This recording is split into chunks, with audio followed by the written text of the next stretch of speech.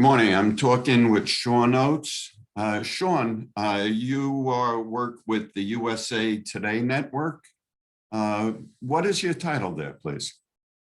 I'm the director of multimedia for the Atlantic region. So the Atlantic region is composed of 5 states, Maryland, Delaware, Pennsylvania, New Jersey, and New York.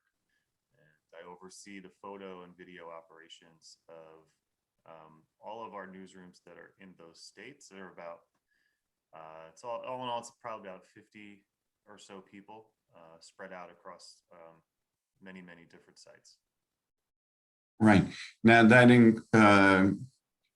do they own TV stations in these states as well as? They're all newspapers. They're all newspaper properties. So each newspaper has a website, their own social media channels, but no TV. It's all based in newspapers and what we call digital, which are just the websites and the social platforms. All right. Would you mind if I ask if you could turn up your audio a little bit, please? Sure, hang on.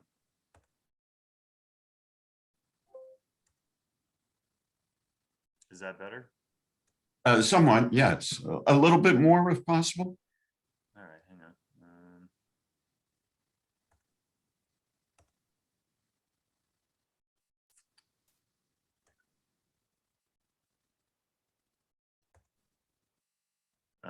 Okay. Testing. Is that any better? Oh, yeah, much better. Okay. All right. Did you need me to repeat any of that, or? Yes. Do you mind if we just go over that again for a second? So you're the multimedia director? Yeah, I'm the multimedia director for the Atlantic region, which is comprised of 5 states. So it's Delaware, Maryland, Pennsylvania, New Jersey, and New York. Do you work 24/7, Sean? Just about.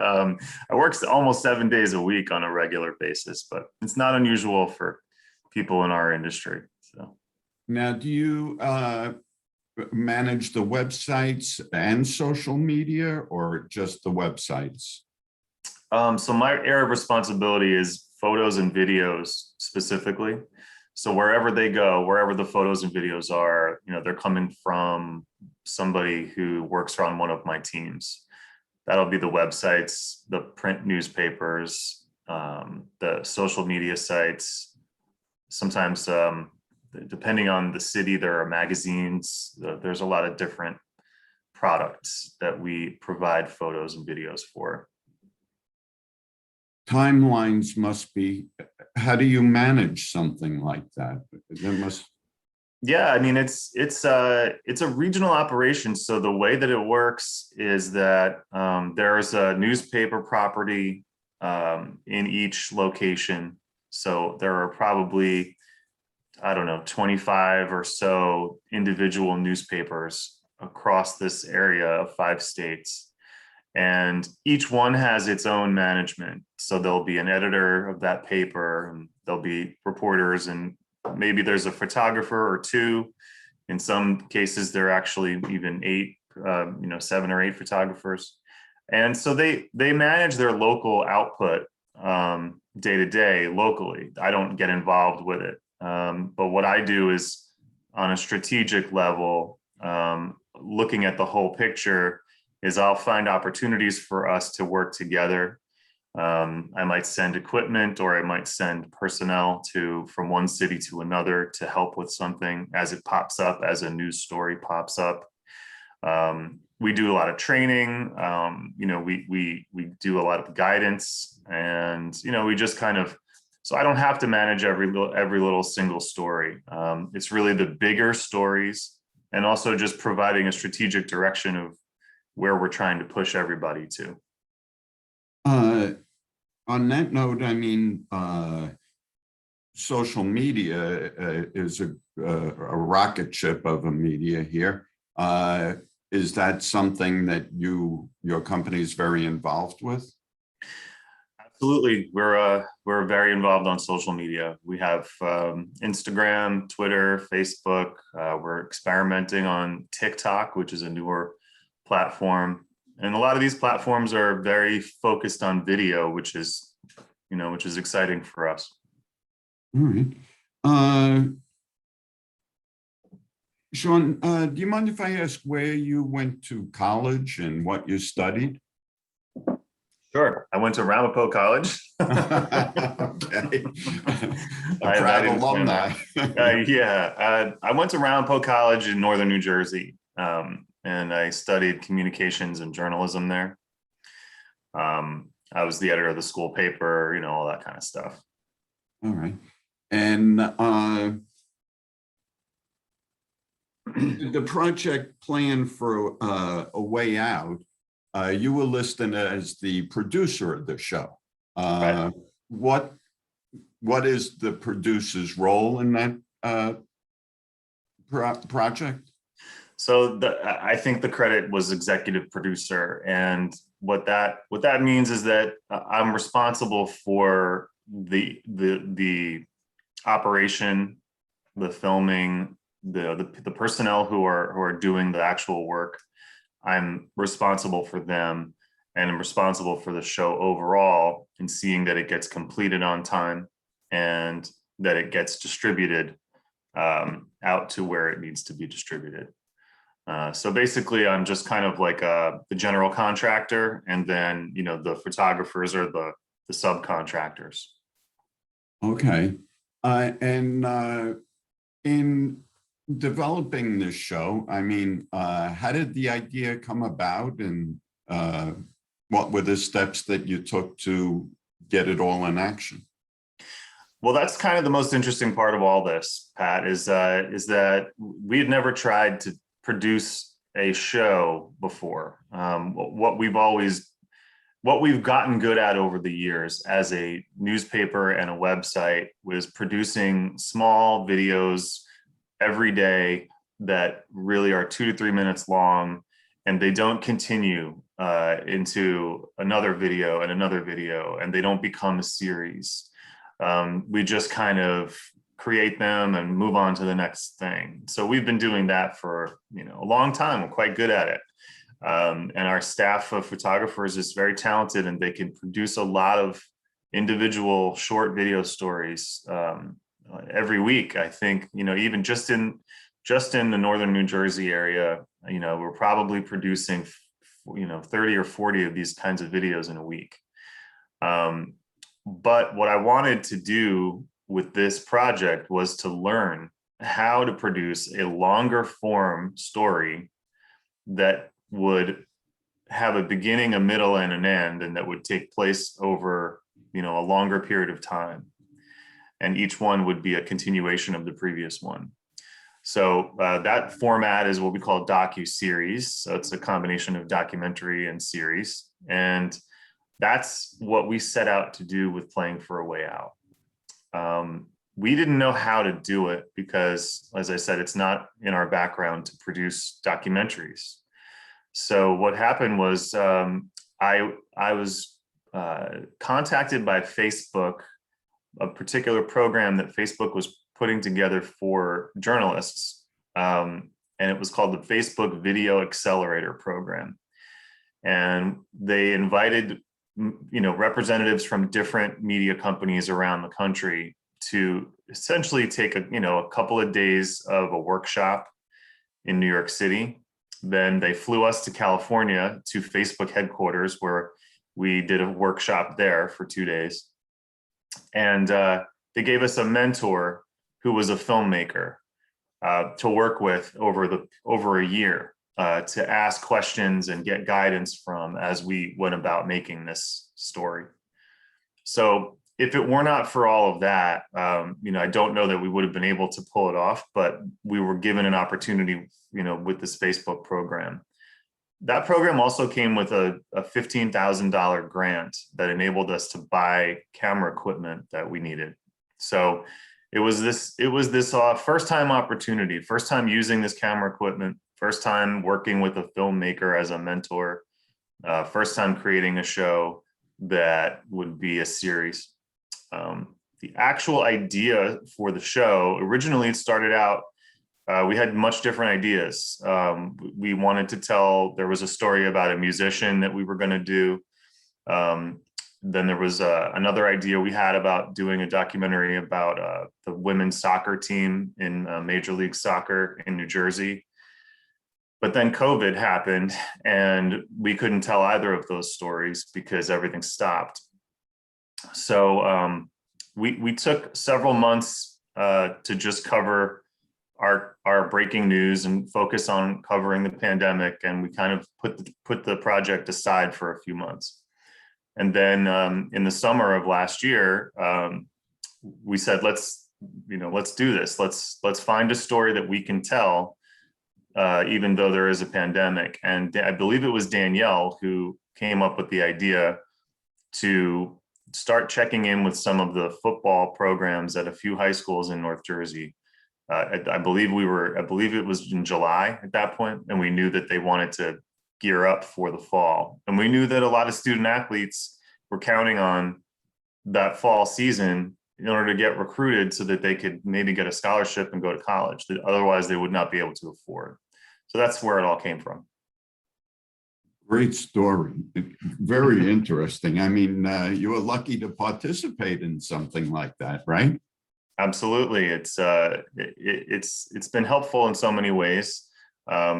It was fun and it was challenging, but also we're able to try to teach others that we work with what we learned about how to create a docuseries, and so that it doesn't we don't keep all the information we learned ourselves. We want to spread it.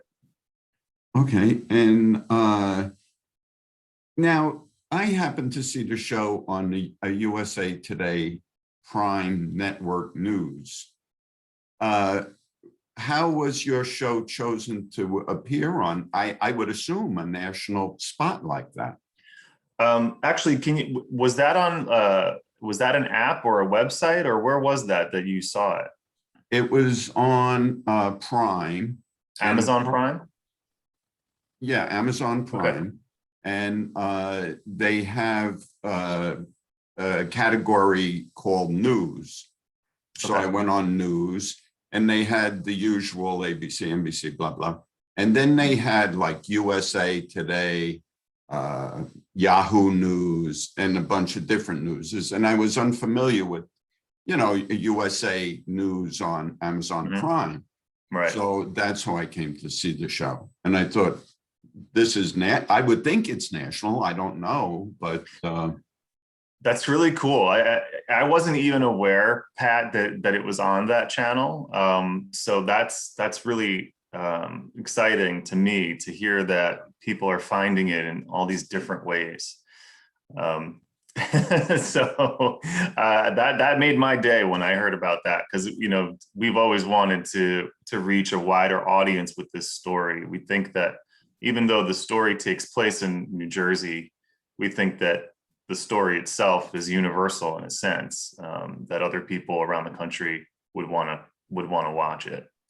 I can tell you, though, a little bit about the process of how it gets distributed. And as I mentioned, that when you asked me about, well, what does the executive producer do, one of the things that I'm responsible for is making sure that the work gets distributed so that people can see it. Now, the first place that the work goes is onto our websites. So northjersey.com is the main website that this content went to.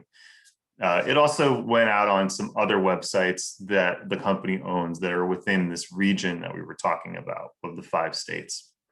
And then we had several articles that ran in the actual printed newspaper that gave, in the sports section, that gave our audience at home getting the paper information about, well, here's this show we created, and here's how to watch it. And we would encourage them to go to their computer or their phone and look it up. So because we're part of the larger USA Today company, there are some advantages that we can leverage. And one of those advantages is that USA Today has existing relationships with Amazon Prime. There's a network called Fubo, which is if you want to cancel your cable and get all your TV through Fubo, you can get that. There's another one called Zumo. So they all have these kind of funny names, but they're sort of alternatives to cable. And USA Today has relationships with these companies, and they were able to take our show and distribute it out there as well. So that was a whole new layer of exposure that we've never experienced before. Do you have any idea at this point how many people have viewed your 3 episodes? I actually don't. What I've learned is that those platforms, which we call over-the-top platforms, OTT, they're very secretive. So they don't really tell you how many views your content got. They will tell you, oh, you were in the top 5, this month, but they don't give you numbers. So I know in the case of Zumo, which is spelled XUMO, that on that one in December, Playing for a Way Out was in the top 5 on their app. Hey, But these apps have millions of viewers. I don't know. I don't think millions of people are watching it. I think that would be an overstatement. I think it's probably 5-digit numbers, something, tens of thousands, maybe. That'd be my guess. In shooting the video, were you looking to shoot vertically or horizontally? Had you received a direction also from Facebook in terms of how they wanted it? Had they requested it to be shot in a certain way? That's a really great question. They didn't request it, but part of that workshop that we were in New York City, and then when they flew us to California, in that workshop, they encouraged us as video professionals to sort of think outside the box and think about how to use vertical video to get our show out to an audience that normally wouldn't have seen it. For myself, and I know for many other photojournalists, video journalists, we've been purists for a long time in that we tend to not embrace vertical video because it's not how we're trained and how we're used to looking at a frame, which is generally wide rectangle, 16:9. So having to adapt to vertical video is, it's been a slower process. And this program at Facebook, they just basically said, stop trying to fight it. There's a whole group of young users and mobile users who will gladly watch your content if you can format it for them vertically. So what we did rather than shoot it vertically was we shot it the way we would normally shoot it, 16:9. But when we were done, the Mike and Danielle, they were able to make vertical edits. So we produced essentially 2 versions of each episode, one standard and one vertical. And guess what? The vertical ones got the most views. so the training was worth it. Well, that they revealed to you, you had more views. You may have had more the other way. I don't know. That's true. That's true. Instagram was the place where we put the vertical one, and there we can see the numbers. So that we got I think we got around 5,000 or 6,000 views per episode on Instagram. I understand that it went out pretty quickly when Danielle and her mentioning said that she sent somebody a link and they said, oh, we already saw it. I mean, yeah. Have you had experiences like that before with social media? Not quite that quick. Yeah, that was we found that the student athletes that were the subjects of our series, their normal habit is to be on Instagram. So they immediately saw the content as soon as we posted it. We were encouraged by that. I mean, we're happy to see that. And again, we wouldn't have, in previous projects, we wouldn't have even put it on Instagram. So it was validating, in a sense that this is worth taking the time to make the vertical version of each episode. It takes a little bit more work because you're essentially cropping the frame, and you're losing 2/3 of what's normally what the camera is seeing. But it was done very artfully. It was shot beautifully to begin with. Mike and Danielle, they're just amazing photojournalists to begin with. So the quality of each sequence and the audio and just the storytelling, it didn't matter whether it was vertical or whether it was wide. It all translated beautifully. Was there any particular shot that you really liked the best out of the series, or? I particularly like the some of those dusk shots where the sky is kind of purple, and the players are a little bit silhouetted. There are a few moments that are like that. So those are my favorite. All right. And any edits that you saw that you thought, wow, this is something that I'm very proud of? Or the entire thing just blew me away. We worked collaboratively. What Mike and Danielle would essentially edit the shows and then show me the version 1 or the rough draft. And then we would talk about making changes. Usually there were not, major changes. And then we would also talk with our mentor, and she would suggest changes. So by the time we got to the final episode, they were very, very polished. And I probably among my favorite sequences are just the ones where Mike or Danielle is actually running on the field with holding the camera in the stabilizer, and running alongside the players or moving swiftly alongside the players.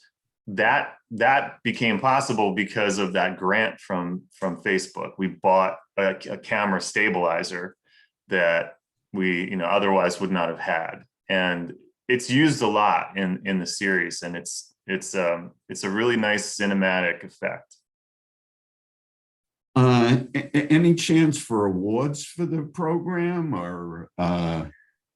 We hope so. I've entered the show, the 3 episodes. I've entered them in the New York Regional Emmy contest. So the Emmy Awards, but the local New York chapter. Those will be judged later this year. So we'll see how we did. We've entered a number of awards. We haven't, they're typically those results will trickle in over the rest of this year. So we'll see. Okay.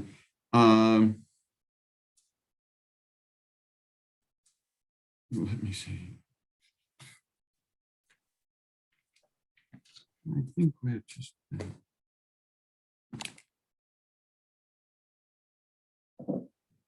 Any future projects in mind? I mean, are you guys maybe considering more episodes of Playing for a Way Out 2, or a sequel, so to speak? I think there are actually going to be 2 more episodes part of this series. So we'll have episode 4 and episode 5 probably in the next 6 weeks, I think. And there'll be the same people we're following up with, just checking back in and seeing how their lives have developed since the last time we saw them. I know that Danielle and Mike have been spending time with the subjects. There are some really cool sort of turns in the story for some of the players that they're currently capturing, and that's going to be great. The players that we focused on, they have a lot riding on whether or not they can make it to with some kind of assistance to get to college as a football player.